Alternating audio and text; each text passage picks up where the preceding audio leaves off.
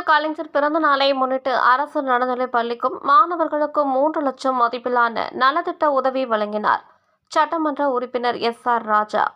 சென்னை அடுத்த தாம்பரத்தில் முத்தமிழ் அறிஞர் டாக்டர் கலைஞர் அவர்களின் 102வது பிறந்தநாள் விழாவை முன்னிட்டு தாம்பரம் மாநகர இளைஞரணி துணை அமைப்பாளர் ராஜேஷ் அவர்களின் ஏற்பாட்டில் தாம்பரம் மாநகர 60வது வட்ட கழகத்தில் உள்ள மாநகராட்சி நடுநிலைப் பள்ளியில் பயிலும் 250 மாணவர்களுக்கு இலவச சீருடை, மேஜை, நாற்காலிகள் மற்றும் முத்தமிழ் கலைஞர் அவர்களின் உருவம் பொறித்த தண்ணீர் பாட்டில்கள் சுமார் 3 லட்சம் மதிப்பிலான நலத்திட்ட உதவிகள் தாம்பரம் மாநகர செயலாளர், தாம்பரம் சட்டமன்ற உறுப்பினர் SR ராஜா அவர்களின் திருக்கரங்களால் வழங்கினார்.